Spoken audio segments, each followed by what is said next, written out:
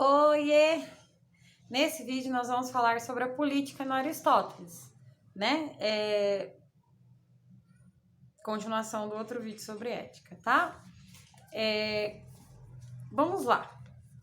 Só para você saber, a gente está na página 174 da apostila e o livro é esse, certo? O que o Aristóteles começa a investigar nesse livro? Ele começa a investigar a natureza da cidade. E ele chega à conclusão que a cidade é algo natural, certo? Natural, portanto não social. E por que ele chega a essa conclusão?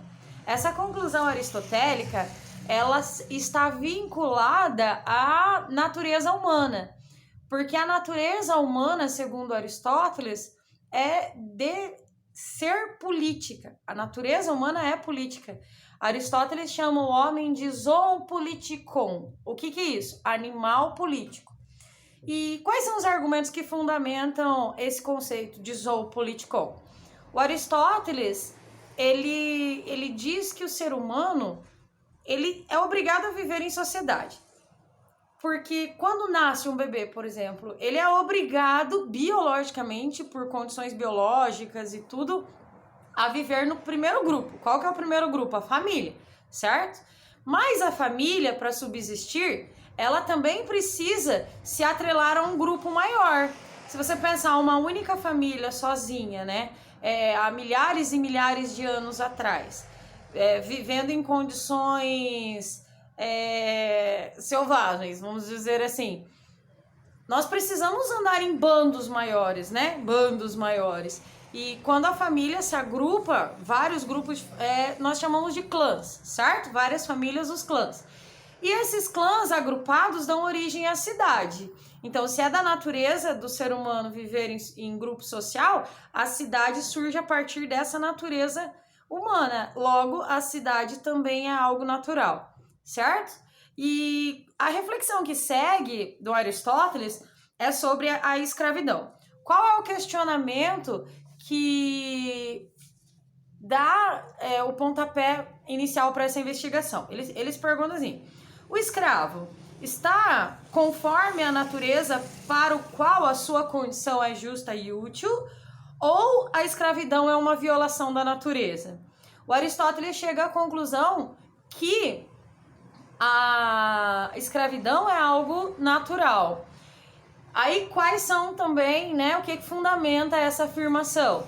O fato de que na natureza existem seres, dentro da mesma espécie, seres mais capazes e seres menos capazes. Pense num bando de qualquer animal, tem sempre um à frente. Por que esse um está à frente? Pelas suas condições biológicas de sobrevivência. Ele vive bem, esse determinado animal vive melhor. Então é justo que ele aplique essas virtudes no viver bem para o cuidado com aqueles que não têm as mesmas virtudes do viver bem. Então é natural que uns dominem sobre os outros nesse sentido, certo?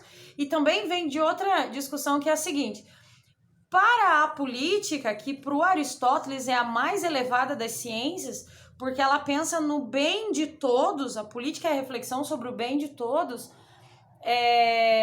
para que o homem, que é o político, pense nisso, ele precisa de ócio, de tempo livre para refletir sobre as questões da polis. E ele é bom nisso, né? Ele é bom nas reflexões sobre o bem, ele entende o que é justo, o que é bom. E aí, para que ele possa dedicar-se ao bem de todos, é natural que alguns trabalhem para a manutenção da produção, né, da vida produtiva, nesse sentido de produzir coisas. Mas ao mesmo tempo que esse estará produzindo, também aquele que está no poder, vamos dizer assim, dominando sobre o outro, ele está pensando no bem de todos e no bem daquele que também é escravo, correto? Em seguida, o Aristóteles vai examinar várias constituições para saber qual delas é a constituição boa ou qual delas não é uma constituição boa, certo? E para essa reflexão, o Aristóteles vai investigar tipos de organização política baseada no bem, certo? E aí ele fez um esquema assim, ó, ele disse que existem as organizações que são boas e as organizações que são corrompidas, certo? As organizações boas, elas acontecem quando tem um no poder, as boas e ruins, né? Não só as boas, mas as organizações boas e ruins, elas são consideradas em relação ao número de pessoas no poder.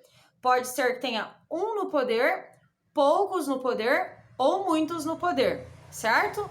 Quando tem um no poder e a organização é boa, o Aristóteles chama isso de monarquia, certo?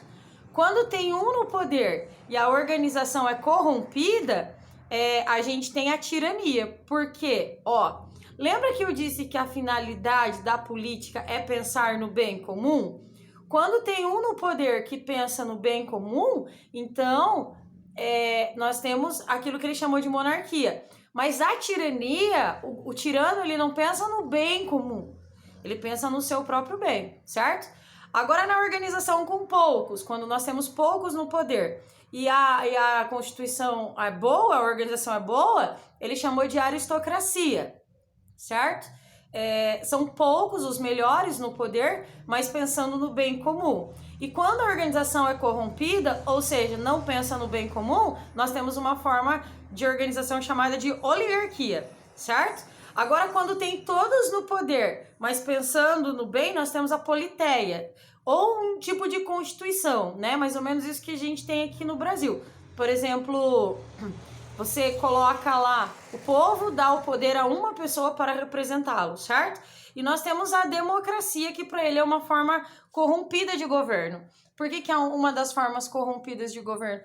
Porque são muitos no poder e a maioria pensa no seu bem próprio.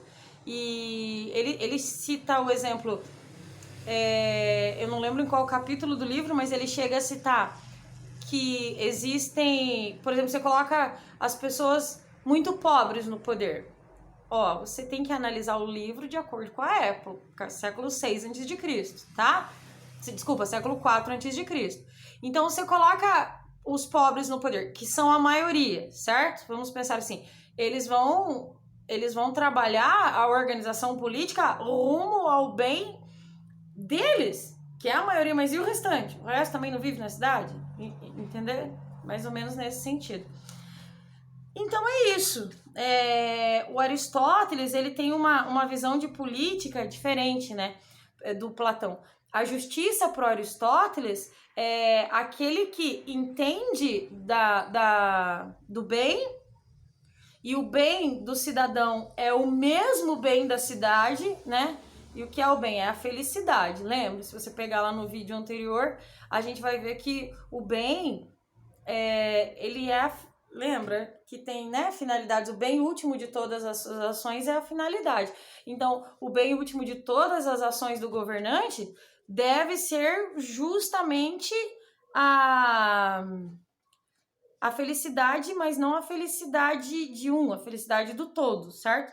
E para isso ele coloca aqui no livro alguns exemplos que aí o governante que entende o que é o bem, ele vai colocar no poder, por exemplo, daqueles que tocam cítara, ele vai colocar o tocador de cítara virtuoso. E qual que é o tocador de cítara virtuoso? Aquele